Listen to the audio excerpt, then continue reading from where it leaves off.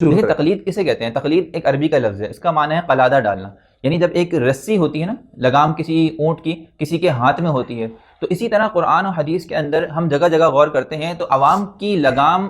اہل علم کے ہاتھ میں دی گئی ہے۔ قرآن میں فرمایا گیا فَاسْأَلُوا أَهْلَ الذِّكْرِ إِن كُنتُمْ لَا تَعْلَمُونَ، کہ دیکھو کسی بات میں علم نہ ہو تو اہل الذکر سے، اہل علم سے پوچھ کے عمل کیا کرو۔ یہ ہے تقلید، یعنی ایک انسان بے لگام نہ ہو بلکہ اس کو کوئی کنٹرول کرنے والا ہو۔ نبی کریم صلی اللہ علیہ وسلم کے زمانے میں صحابہ کرام رضی اللہ تعالیٰ عنہم عربی زبان سمجھتے تھے، لیکن اس کے باوجود بھی کبھی انہوں نے یہ نہیں کہا اللہ کے رسول کو کہ ہمیں آپ کی بات کی یا آپ کی اتباع کی کوئی ضرورت نہیں ہے، ہم تو خود عربی زبان سمجھتے ہیں، قرآن و حدیث سے مسائل ہم خود نکال سکتے ہیں۔ نہیں، اللہ کے رسول سے مسائل پوچھتے تھے۔ نبی کریم صلی اللہ علیہ وسلم کے زمانے میں صحابہ کرام میں سے بعض اتنے زیادہ ٹرینڈ ہو گئے تھے، اتنے زیادہ جو ہے مہذب ہو گئے تھے، فقہ میں اتنی مہارت رکھتے تھے کہ اللہ کے رسول صلی اللہ علیہ وسلم باقاعدہ کہا کرتے تھے کہ بھائی فلاں فلاں مسائل کے اندر، فقہ کے اندر، افتاء کے اندر، قرأت کے اندر فلاں فلاں صحابی سے پوچھ لیا کرو۔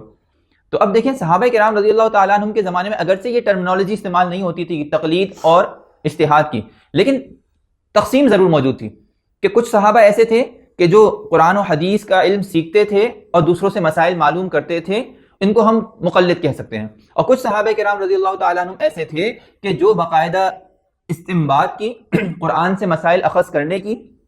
احکام شرعیہ نکالنے کی صلاحیت رکھتے تھے، ہم ان کو مجتہدین کہہ سکتے ہیں۔ تو صحابہ کرام رضی اللہ تعالیٰ عنہم، نبی کریم صلی اللہ علیہ وسلم، ائمہ تابعین، تبع تابعین، ہمیں ساری زندگی یہی نظر آتا ہے کہ کبھی ایک عام آدمی اٹھ کے یہ نہیں کہتا تھا کہ میں قرآن و حدیث کو خود سمجھ سکتا ہوں، بلکہ اس کے لیے معلم کی ضرورت ہوتی تھی۔ وہ معلم، وہ مجتہد ہوتا تھا، جس طرح نبی کریم صلی اللہ علیہ وسلم نے ارشاد فرمایا انما بعثت معلما، قرآن تو تمہارے پاس موجود ہیں، احکام خداوندی تو موجود ہیں، لیکن سکھاؤں گا میں،